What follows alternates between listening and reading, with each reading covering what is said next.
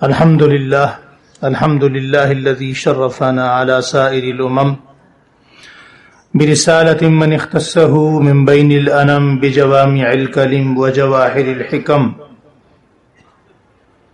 صلى الله تعالى على خير خلقه وصحبه وبارك وسلم ما نطق اللسان بمدحه ونسخ القلم عما بعد.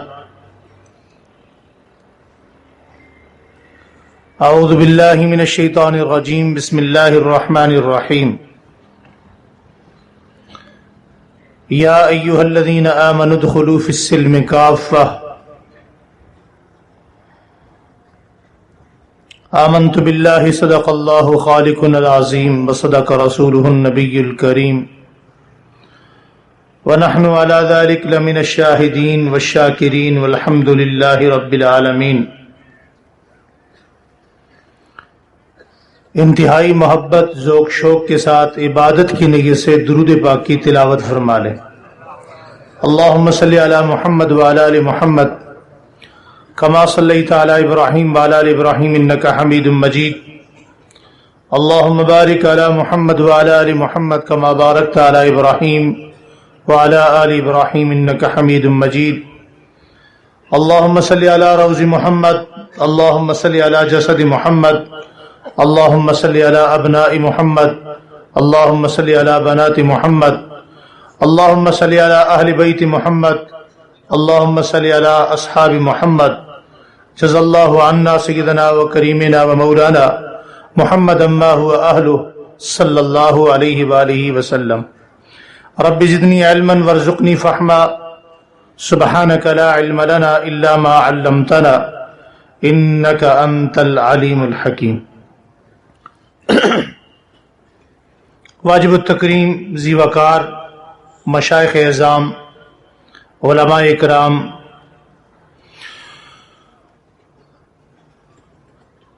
تصوف و سلوک سے ریلیٹڈ دور دراز سے تشریف لانے والے دوستوں بزرگوں بھائیوں، میں یہاں ایک حاضری کی نیت سے، اپنی اصلاح کی نیت سے حاضر ہوا ہوں.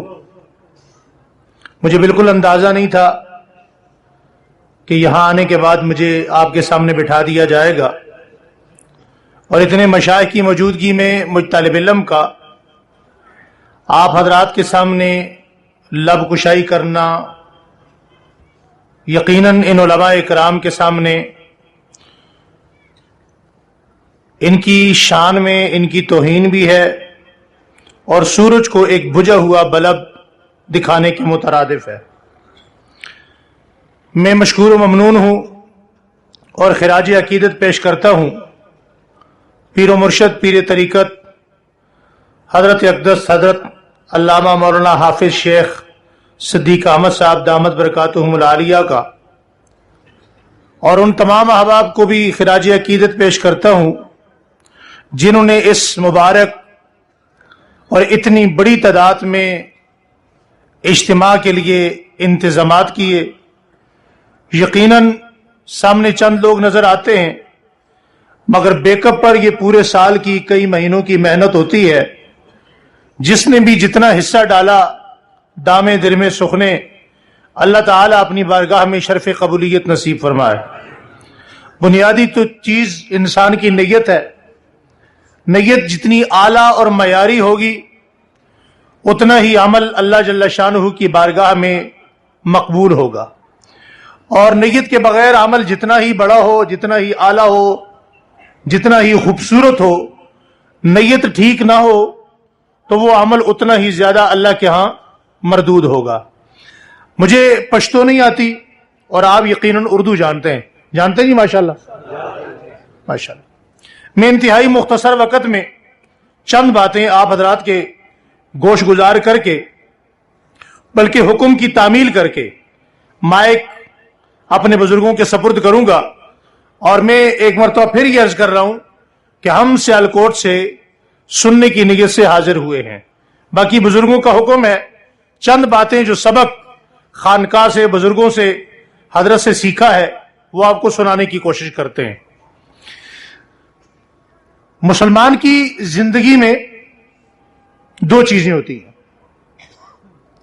پہلی چیز مسلمان کی زندگی میں یہ ہوتی ہے کہ مسلمان اپنی جان کا مالک اپنی ذات کو نہیں، اپنے رب کے احکامات کو سمجھتا ہے.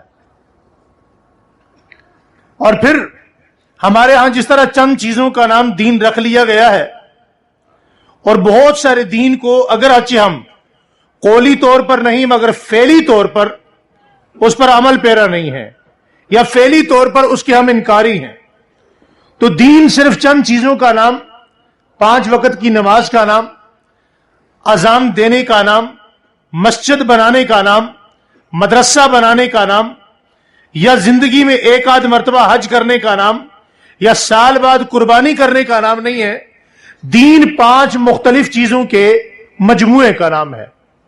عقائد، عبادات، معاملات، معاشرت، اخلاق، یہ 5 چیزیں جب جمع ہوتی ہیں تو دین بنتا ہے. کیا بنتا ہے؟ زور سے بولیے گا. اگر آپ اس ایک انگلی کو کہیں کہ یہ میرا پورا ہاتھ ہے تو یہ بات وجہ نہیں ہے.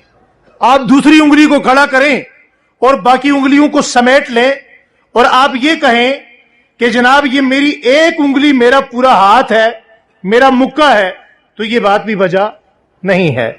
انصاف یہ ہے کہ یہ پوری 5 انگلیاں جب آپ ہاتھ کھڑا کرتے ہیں اور یہ 5 انگلیوں کے ساتھ جب ہاتھ بلند ہوتا ہے تو دوسرے کو بھی نظر آتا ہے کہ یہ اس کا کیا ہے؟ ہاتھ ہے. اور اگر ایک انگلی ہے باقی 4 نہیں ہے تو یہ معذور ہاتھ ہے. کون سا ہاتھ ہے؟ معذور. معذور ہاتھ ہمیں قبول نہیں ہے تو اپنی جان پر، اپنے وجود پر، اپنے معاشرے میں ہمیں معذور دین قبول کیوں ہے؟ اور دین کو ہم نے دانستہ یا غیر دانستہ طور پر خود ہی معذور کیا ہوا ہے. قرآن کریم میں اللہ تعالیٰ فرماتے ہیں یا ایھا الذین آمنوا ادخلوا فی السلم کافہ، اے ایمان والو اگر تم دین میں آؤ تو تمہیں اسلام کو، پورے کے پورے اسلام کو قبول کرنا ہے. میں اس کی تفصیل میں نہیں جانا چاہتا، بڑی تعداد میں مشائخ اعظام، علماء مفسرین، محدثین، علماء طلباء یہاں موجود ہیں. حضرت عبداللہ بن سلام ساری دنیا جانتی ہے، یہودیوں کے ایک بہت بڑے عالم ہیں. اسلام قبول کرنے کا جو ذریعہ بنا، نبی کریم صلی اللہ علیہ وسلم سے یہودی آپ کو ایک مباہلے کی شکل کے لیے لے کر آئے. جب مباہلے کے لیے آئے، بات چیت کرنے کے لیے آئے، نبی کریم صلی اللہ علیہ وآلہ وسلم کی زیارت ہوئی تو زیارت کرنے کے بعد چہرے مصطفیٰ کو دیکھا. اللہ کرے اسی عافیت اور اللہ جل شانہ کے فضل کے ساتھ قیامت میں ہم بھی اپنے پیغمبر کا چہرہ دیکھیں، ہمیں بھی دیدار مصطفیٰ آسانی کے ساتھ اللہ کے فضل کے ساتھ نصیب ہو. آمین. سامنے آئے تو نبی کریم آقا دو عالم صلی اللہ علیہ وآلہ وسلم نے فرمایا جی بات چیت شروع کیجئے. میں تفصیل میں نہیں جانا چاہتا. تو حضرت عبداللہ بن سلام کہنے لگے کہ یہ جو چہرہ ہے، حضور کے دیکھنے کے بعد فرمایا یہ چہرہ کسی جھوٹے کا نہیں ہو سکتا، یہ چہرہ کسی جھوٹے کا نہیں ہو سکتا. تو حضور نے فرمایا عبداللہ بن سلام پھر دیر کس بات کی ہے؟ فرمایا یا رسول اللہ کوئی دیر نہیں ہے، آپ ہاتھ بڑھائیں میں آپ کا غلام ہوں، آپ کلمہ پڑھائیں میں کلمہ پڑھنے کو تیار ہوں. کلمہ پڑھ لیا. یہودی شرمسار ہوئے، واپس چلے گئے.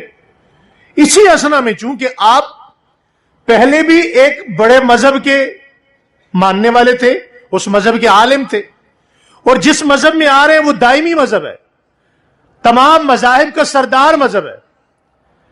حضرت عبداللہ بن سلام عرض کرنے لگے یا رسول اللہ میں عبادت تو جمعے کے دن کروں گا، کیونکہ آپ کے ہاں عبادت جمعے کی نماز کے لیے جو دن فرض ہے وہ یوم الجمعہ ہے، لیکن میں اس دن کا بھی احترام کروں گا. نبی کریم صلی اللہ علیہ وسلم سے عرض کرنے لگے یا رسول اللہ میں اونٹ کی چربی کو میں حلال جانوں گا مگر کھاؤں گا نہیں. اس مذہب کا بھی احترام ہو جائے گا، اس مذہب کا بھی احترام ہو جائے گا. اگر آج کا کوئی ہماری طرح کا بندہ ہوتا تو وہ کیا کہتا؟ نرمی برتے ہوئے چلو جی آنے دیں گی، تو نیا نیا مسلمان ہے، کوئی ایسی بات نہیں ہے. تو میں یہاں ایک جملہ استعمال کرنا چاہتا ہوں، اس جملے سے آپ بہت ساری باتیں سمجھ لیں گے. حضور نے فرمایا عبداللہ بن سلام میں محمد دین بتاتا ہوں بناتا نہیں. میں محمد دین بتاتا ہوں بناتا. یہ بنانے والی جو جگہ جگہ فیکٹریاں ہیں نا انہیں بند ہونا چاہیے. دین بن چکا, حضور پر دین مکمل ہو چکا. اب دین بنانے کے لیے کوئی نیا طریقہ کار, کوئی نئی فیکٹری, کوئی نئی پروڈکشن نہیں لگائی جا سکتی. دین مکمل ہو چکا. الیوم اکملت لکم حضور کے زمانے میں مکمل ہو چکا, صحابہ اکرام پر ترتیب پا چکا. اب حضرت عبداللہ بن سلام خاموش ہو گئے کہ اس کا کیا حل ہے. فرمایا حل یہ ہے کہ وحی کا انتظار کرو, اللہ کا دین ہے, اللہ اجازت دیں گے تو آپ کو اجازت ہوگی. اللہ جل شانہ کی طرف سے قرآن کریم کا یہ حکم, یہ آیت مبارکہ کا نزول ہوا. فرمایا یا ایھا الذین آمنوا ادخلوا فی السلم کافہ, اے ایمان والو, اے مومنو, اگر تم دین میں آؤ تو پورے پورے آؤ. کیسے آؤ جی؟ کیسے آؤ؟ پورے پورے آؤ, ورنہ آدھے دین کی ضرورت. آپ جانتے ہیں مکہ فتح ہوا, مکہ کے بعد حنین فتح ہوا, اور طائف والوں کا 17 دن تک محاصرہ کیا, مگر طائف فتح نہیں ہوا. تو طائف والے اپنے سردار کی قیادت میں چل کر خود مدینہ آئے. آقا دو عالم صلی اللہ علیہ وسلم کی خدمت میں پیغام بھیجا کہ یا رسول اللہ, ہم آپ کا مذہب, آپ کا اسلام قبول کرنا چاہتے ہیں, ہم تسلیم ہونا چاہتے ہیں, مطیع ہونا چاہتے ہیں, مگر ہماری کچھ شرائط ہیں. بتائیے شرائط کیا ہے؟ عرض کیجیے آپ ہمارے سود پر پابندی نہیں لگائیں گے, سود پر پابندی نہیں لگائیں گے. آپ ہماری شراب پر پابندی نہیں لگائیں گے, کیونکہ ہمارے انگور زیادہ ہوتا ہے, کچا انگور بکتا نہیں ہے, اور اسے ہم شراب بنا کے بیچتے ہیں, تو اسی کا ہمارے پاس پرافٹ آتا ہے. مہنگائی آتی ہے, مہنگائی کے زمانے میں ہم اسی میں پرافٹ کماتے ہیں, وہی ہمارا سارا پرافٹ ہوتا ہے, بچت ہوتی ہے, تو ہمارا نقصان ہو جائے گا. آپ ہمیں نقصان سے بچائیں. تیسری بات, اب ہمیں نماز کا پابند نہیں کریں گے. چوتھی بات, آپ ہمارے زنا پر پابندی نہیں لگائیں گے, کیونکہ ہم اسفار کرتے ہیں, دور دراز جاتے ہیں. یہ 4 شرائط لکھی ہیں. آپ سیرت کی کسی بھی کتاب کو اٹھائیں, بنو ثقیف کے اس واقعہ کو آپ دیکھیں, وہ تفصیل کے ساتھ 2-3-4 صفحات میں آپ کو یہ ملے گا. تاریخ گواہ ہے, سیرت کی تمام کتب گواہ ہیں. آقا دو عالم صلی اللہ علیہ وآلہ وسلم نے کیا ان کی ان شرائط کو تسلیم کیا؟ جی بولیے, تسلیم کیا؟ یکسر مسترد کر دیا. فرمایا بھائی ان سے کہو کہ بغیر کسی شرط کے اسلام میں داخل ہونا ہے تو دروازہ کھلا ہے, ورنہ اسلام میں شرائط کے ساتھ کسی کو داخلے کی اجازت, شرائط کے ساتھ کسی کو داخلے کی اجازت, ورنہ ہوتا کیا, طائف میں دین کچھ اور ہوتا, مکہ میں کچھ اور ہوتا. اور پھر آج کیا ہوتا, طائف کا اور مکہ کا 60 کلومیٹر کا فاصلہ ہے, آپ کے پھر 4 صدہ کا دین اور ہوتا, مردان کا اور ہوتا. ایسی ہے. تو اس دروازے کو آقا دو عالم صلی اللہ علیہ وآلہ وسلم نے اپنی زندگی میں بند کر دیا. اور بند کر کے کیا فرمایا, تمہیں بغیر کسی شرط کے دین قبول کرنا ہے. اب دین قبول کر لیا. دین قبول کرنے کے بعد دین کے کتنے ایک شعبہ جات ایسے ہیں. حضرات علماء کرام, حضرات دوستوں, میرے بھائیوں, نوجوان ساتھیوں, کتنے ایک شعبہ جات ایسے ہیں جو آج آپ کے میرے وجود پر زندہ ہیں. کیا یہ سارے معاملات میں گڑبڑ کرنے والے کافر ہیں؟ کیا سارے بد اخلاق کافر ہیں؟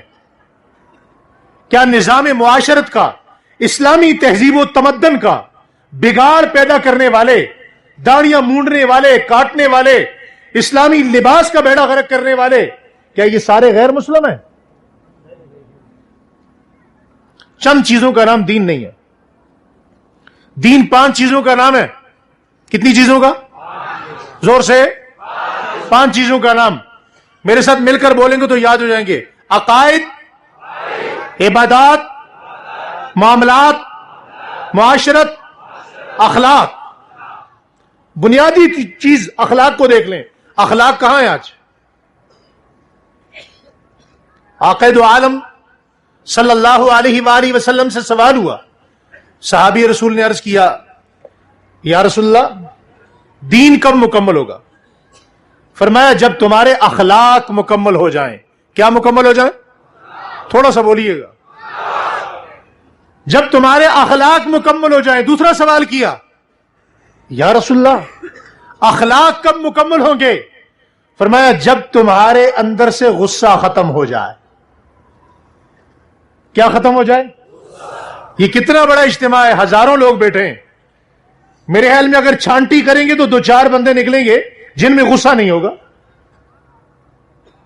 اور غصہ بھی بھیجا، یہ نہیں کہ وہ دین کے نام پہ غصہ آ رہا ہے.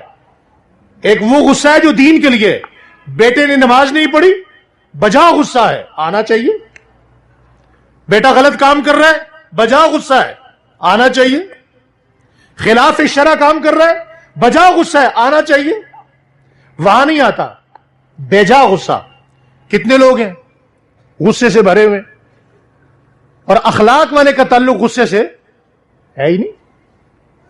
کتنے لوگ ہیں ہمارے نظام معاشرت میں جو ہم سے راضی ہیں، ہماری زبان سے راضی ہیں. یہ ہمارے اخلاقی معاملات اس حد تک بگڑے ہوئے ہیں کہ ہماری زبان سے کوئی محفوظ. دیکھیے میں یہ سمجھتا ہوں کہ یہ اجتماع عام جلسہ گاہ کی طرح جلسہ نہیں ہے. یہاں ہر کوئی میری طرح اپنی اصلاح کے لیے آیا ہے. کس کے لیے؟ زور سے بولیے. اور اصلاح کا اصول سمجھیے. دنیا میں جب تک ہم اصلاح کی بات کرتے کرتے کرتے کرتے بوڑھے ہو جائیں گے، قبروں میں اتر جائیں گے، اور ہماری نیت کیا ہوتی ہے؟ اصلاح کرنی ہے مگر دوسرے سے، کبھی اصلاح نہیں ہوگی. اصلاح اسی وقت ہوگی جب ہم اپنی ذات سے اصلاح شروع کریں گے. کس سے شروع کریں گے؟ ذرا بولیے، اصلاح کہاں سے شروع کرنی ہے؟ ساری دنیا میں آج اجتماعات بھی ہو رہے ہیں، آپ دیکھتے ہیں پروگرامات بھی ہوتے ہیں.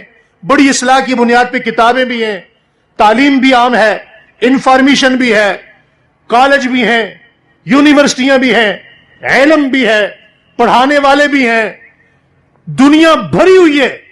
کیا کرنا چاہتے ہیں؟ اصلاح کرنا چاہتے ہیں. میرا سوال ہے، پوری دنیا کی اصلاح چاہتی ہے، یہ اصلاح ہوتی کیوں نہیں؟ یہ اس لیے نہیں ہوتی کہ ہم جب بھی اصلاح کی بات کرتے ہیں تو اصلاح کہاں سے شروع کرنا چاہتے ہیں؟ جی دوسرے سے. کبھی نہیں ہوگی، قیامت تک نہیں ہوگی. اصلاح اسی دن ہوگی جب اصلاح کہاں سے شروع کریں گے؟ جی بولیے کس کی ذات سے؟ اپنی ذات سے. اصلاح سے مقصود مولانا نہیں ہے، میں ہوں. اصلاح کی ضرورت ان کو نہیں ہے، مجھے. جب میں اپنی ذات سے اصلاح کی ابتدا کروں گا تو جتنے حضرات یہاں بیٹھے ہیں، میں علماء کی بات نہیں کر رہا، یہ تو ہمارے سروں کا تاج ہے، ان کے جوتوں میں آنے والی خاک پا ہماری آنکھوں کا سرما ہے. ہم جتنے حضرات مجمع میں بیٹھے ہیں، اگر ہم اپنی اصلاح کا علم لے کر، ارادہ لے کر، مضبوط نیت لے کر آج یہاں سے چلے جائیں تو ایمانداری سے بتائیے گا کتنے معاشرے کی اصلاح ہو جائے گی؟ جی کتنے ایک معاشرہ ٹھیک ہو جائے گا؟ میں اگر ایک فرد اپنے گھر میں ٹھیک ہو جاؤں تو میرا پورا گھر ٹھیک ہو جائے گا. میں اپنے گھر میں غصہ چھوڑ دوں، اچھی میٹھی زبان اختیار کر لوں، میرے پڑوسی مجھ سے متاثر ہوں گے نہیں ہوں گے؟ غصے میں بات آئی تو ایک حدیث سناتا جاؤں، بہت خوبصورت فرمان علی شان ہے. ویسے تو میرے آقا کا ہر فرمان بڑا پیارا ہے، لیکن فرمایا من یحرم الرفق یحرم الخیر کلہ. آج آپ اس اجتماع میں آئے کس لیے؟ کہ اصلاح کی خیر میری جھولی میں آ جائے. کس میں آ جائے؟ میری جھولی میں اصلاح کی خیر آ جائے. اور حضور نے کیا فرمایا؟ میں یحرم الرفق یحرم الخیر کلہ. جو شخص نرم زبان سے نرم دل سے محروم رہا وہ کائنات کی ہر خیر اور بھلائی سے محروم رہا. تو سارے احباب نیت کرتے ہیں آج کے بعد میٹھی زبان استعمال کریں گے, دل کا نرم رکھیں گے, کریں گے انشاءاللہ. زور سے انشاءاللہ کہہ دیں, عمل کی نیت سے انشاءاللہ بولیں. اور اپنے سے بڑوں کو نہیں, چھوٹوں کو دیکھیں. دین میں بڑوں کو, دنیا میں چھوٹوں کو. آج ہمارے ہاں اخلاق کا مزاج بھی بڑا عجیب ہو چکا ہے کہ اخلاق کا پیرایا بھی ہم اس کے ساتھ طے کرتے ہیں جو بڑا پیسے والا ہوتا ہے, 3 ڈبے والا ہوتا ہے, بنگلے والا ہوتا ہے, کوٹھی والا ہوتا ہے, اس کے ساتھ ہمارے اخلاق اچھے ہوتے ہیں. غریب کے ساتھ ہمارے اخلاق کہاں ہوتے ہیں؟ کیا غریب کو ہم گلے لگاتے ہیں؟ کون ہے اپنے محلے میں غریب کو گلے لگاتا ہے؟ اپنے دوستوں میں ہم نے غریب کو کب اپنا دوست بنایا ہے؟ میرے ایک دوست ہے مولوی صاحب, وہ غریب ہے, میں انہیں پوچھتا ہی نہیں. اس کا مطلب یہ ہے کہ اخلاق کا پیرایا ہم نے خود طے کر رکھا ہے. دوستو, ہمیں پلٹ کر واپس اگر ہم بننا چاہتے ہیں, مسلمان بننا چاہتے ہیں, ایمان پر آنا چاہتے ہیں, تو ہمیں پلٹ کر 1400 سال پہلے جماعت اصحاب پیغمبر کے قدموں کے پیچھے آنا پڑے. جماعت رسول کے نقشے پا پہ آنا پڑے گا. اور حضور نے جو ہمیں اخلاق سکھائے وہ کیا ہے؟ مدینہ منورہ میں ایک صحابی ہیں, حضرت ظاہر ان کا نام ہے.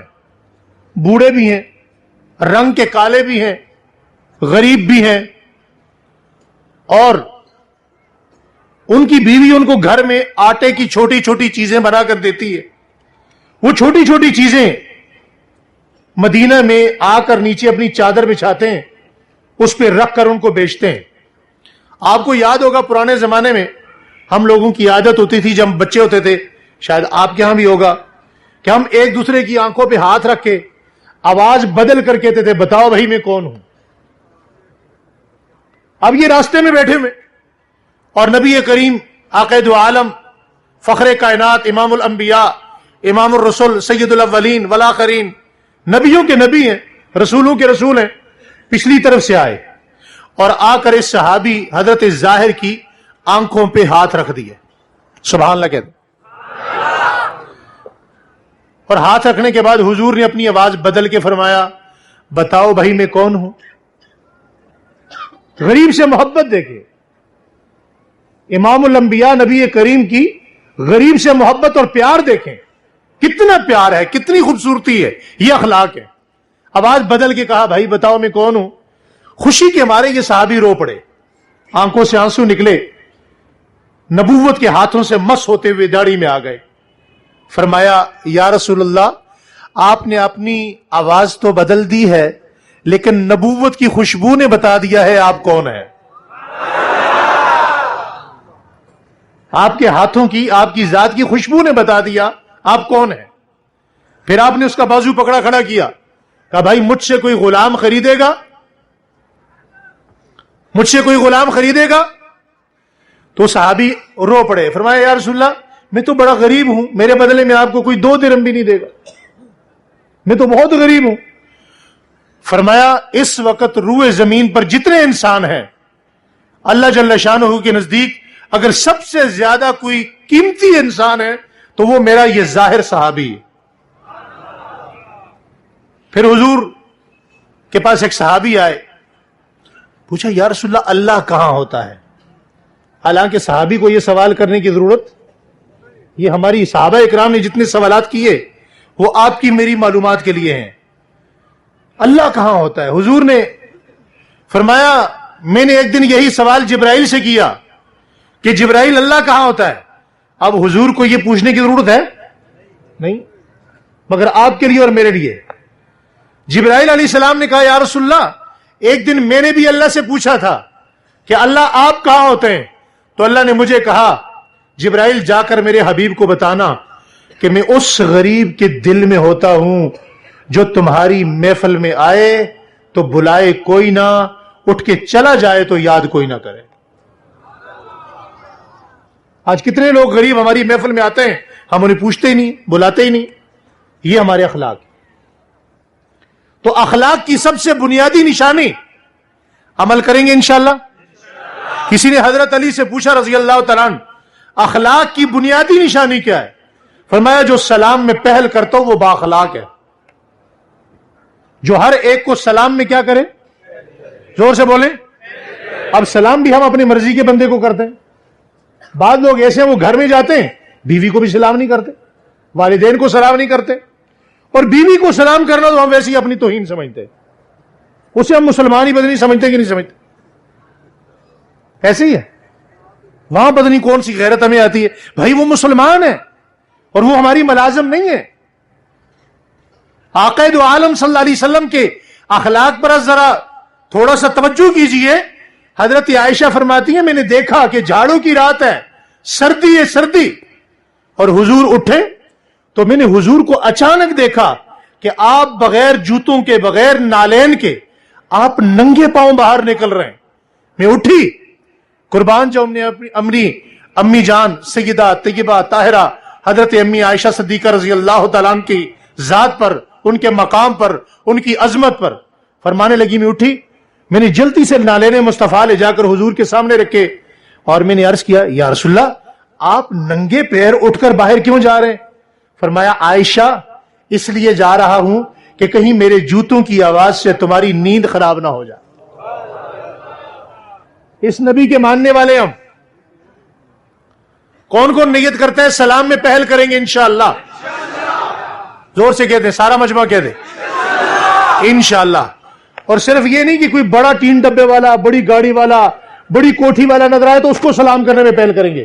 غریب کو بھی کریں گے، ماں باپ کو کریں گے، رشتہ داروں کو کریں گے، اپنوں کو کریں گے، محلے والوں کو کریں گے، استادوں کو کریں گے، طلباء کو کریں گے، علماء کو کریں گے، شاگردوں کو کریں گے انشاءاللہ.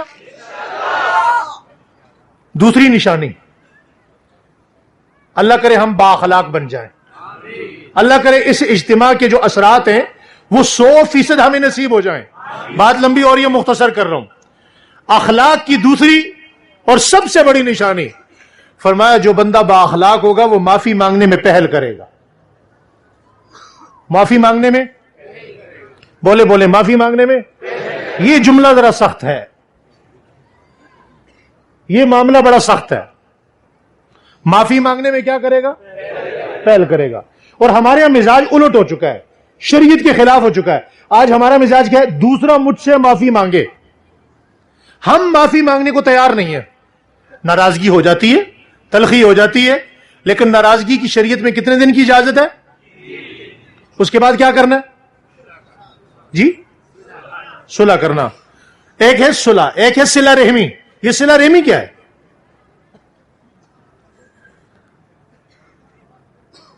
کبھی اس کو ابھی وقت نہیں ہے میں اس پر بھی کچھ باتیں عرض کرتا.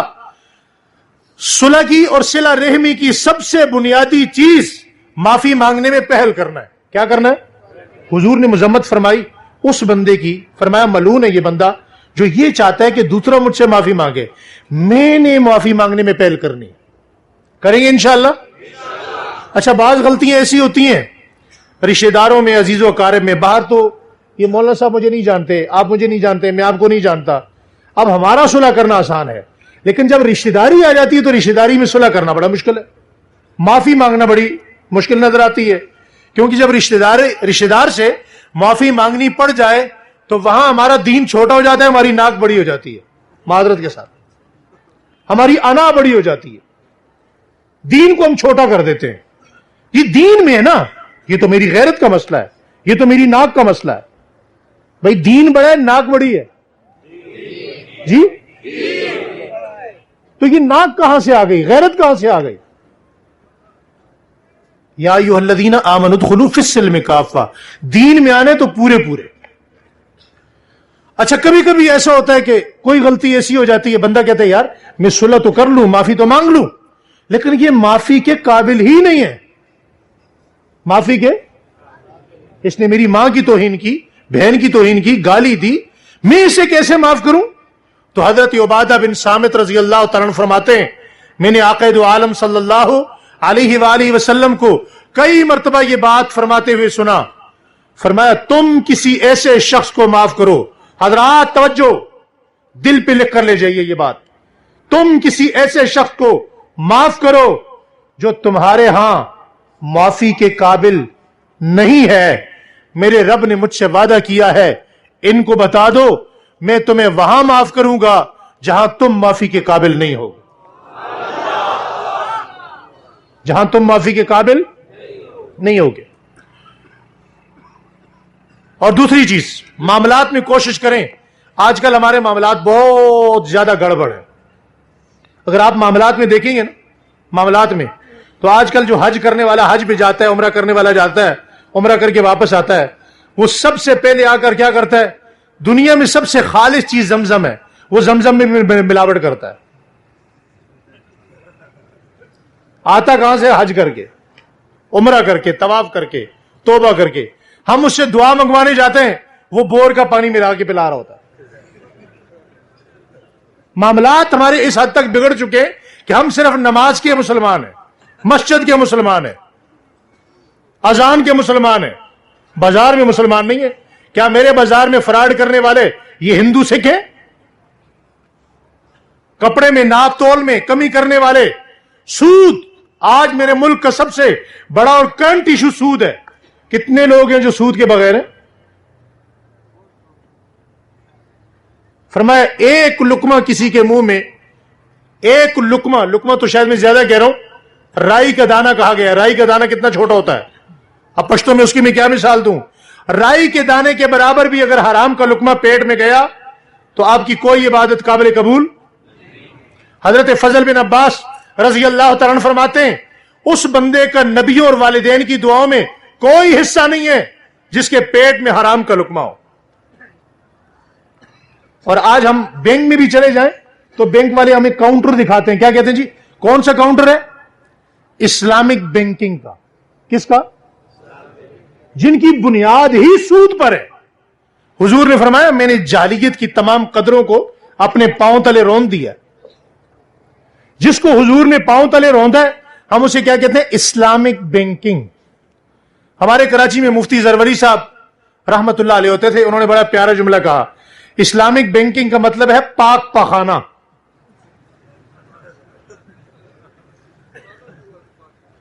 بھئی پخانہ بھی کبھی پاک ہوا ہے؟ اس کا مطلب یہی ہے کہ آپ گٹر میں ایک لائن لگا دیں اور پھر اس سے پائپ اپنے گھر میں گزار دیں, کہیں جی یہ لائن پاک ہے کیونکہ یہ میرے گھر میں آ رہی ہے, یہ منافع میرے جیب میں آ رہا ہے. حرام حرام ہے. اب یہ کیسے مسلمان ہیں ہم کہ ہم کتے کو حرام سمجھتے ہیں, سور کو حرام سمجھتے ہیں, خنزیر کو حرام سمجھتے ہیں, مگر سود کو حرام نہیں سمجھتے. نبی کریم زور سے صلی اللہ علیہ وآلہ وسلم, آپ جب خطبہ حجت الوداع کے موقع پر کھڑے ہوئے, آپ نے سب سے پہلے اپنے گھر کا سود چھوڑا اور 10,000 مسکال سونا. آپ نے فرمایا میں جاہلیت کی قدروں کو آج اپنے پاؤں تلے روند رہا ہوں, اور ابتدا دین کی دعوت کی دوسرے کے گھر سے نہیں. وَأَنذِرْ عَشِيرَتَكَ الْأَقْرَبِينَ کی تصویر دکھائی, اپنے گھر سے شروع کی. اور کیسے شروع کی؟ فرمایا آج میں سب سے پہلے اپنے گھر سے حضرت عباس کا 10,000 مسکال سونا چھوڑتا ہوں. جو سود ہے, سود کیا ہے؟ سود. اپنے گھر سے. آپ کو پتہ ہے 10,000 مسکال کتنا بنتا ہے؟ 3,500 تولے سونا بنتا ہے. کتنے ہزار؟ 350 نہیں, 3,500 تولے. آپ کسی کو تولا چھوڑنے کو تو اپنا تیار نہیں ہے, تولا سونا آپ نہیں چھوڑیں گے. مگر وہ کون کیسے لوگ تھے؟ اسی لیے تو ہم کہتے ہیں صحابہ تھے. صحابہ. وہ ہمارے ایک شاعر دوست ہیں نا, انہوں نے کہا توحید و رسالت کی تشہیر صحابہ ہیں, سرکار کی سیرت کی تقریر صحابہ ہیں. کفار پہ خالد نے تلواریں جو ہے 9 توڑی. مدنی نے کہا رب کی شمشیر صحابہ ہیں. میرے بعد اگر کوئی ہوتا فاروق نبی ہوتا, پھر مان نبوت کی تصویر صحابہ ہیں. یہ عقل کے مارو, تم ہم سے مت جھگڑو, اپنا تو مقدر ہے, میرے پیر صحابہ. تو حضور صلی اللہ علیہ وسلم نے جب یہ 3,500 تولہ سونا حضرت عباس کا چھوڑ دیا تو حضرت عباس کی طرف مڑ کر دیکھا. تو حضرت عباس کو جب پتا چلا تو حضرت عباس نے کیا فرمایا؟ فرمایا یا رسول اللہ آپ نے وہ سود چھوڑا جو میں نے لوگوں سے لینا تھا, میں آپ کے حکم پر اصل رقم بھی چھوڑتا ہوں. تو بس میرے خیال میں میری گفتگو کافی ہو گئی. پھر انشاءاللہ کبھی زندگی ملی, موقع ملا, آپ حضرات سے گفتگو کریں گے. مشائخ کے اور آپ کے درمیان زیادہ حائل ہونا یہ حضرات کی توہین ہے. تو بس اتنی گزارش ہے, پلٹ کر واپس آئیے, یو ٹرن لے لیں. کیا لے لیں؟ جب بندہ غلط راستے پہ جا رہا ہوتا ہے نا گاڑی پہ, آپ کے ساتھ آپ کی فیملی ہے, آپ کے بچے ہیں, آپ کی اولاد ہے, چھوٹے چھوٹے بچے ہیں, آپ غلط راستے پہ چلتے چلتے بھٹک گئے, آپ نے آنا مردان تھا, آپ پشاور چلے گئے, آپ کہیں اور نکل گئے, تو آپ کیا کریں گے؟ بولیں کیا کریں گے جی؟ یو ٹرن لیں گے. جانا ہم نے حضور کے پیچھے, مگر سود میرے گھر میں, ملاوٹ میرے گھر میں, جھوٹ میرے گھر میں, دجل میرے گھر میں, تو میں تو کہیں اور جا رہا ہوں. تو مجھے کس چیز کی ضرورت ہے؟ یو ٹرن کی. اور اس یو ٹرن کا نام ہے توبہ. کیا نام ہے؟ کیا نام ہے؟ ایک یو ٹرن اور بھی ہے, ایک تبدیلی اور بھی ہے, میں اس کا نام نہیں لے رہا. صرف اتنی بات ہے کہ ہمارے ہاں جو یو ٹرن ہے اس کا نام ہے توبہ. کیا نام ہے؟ سچے دل سے توبہ کر لیں, اللہ جل شانہ کا دروازہ کھلا ہوا ہے. یا ایھا الانسان ما غرک بربک الکریم.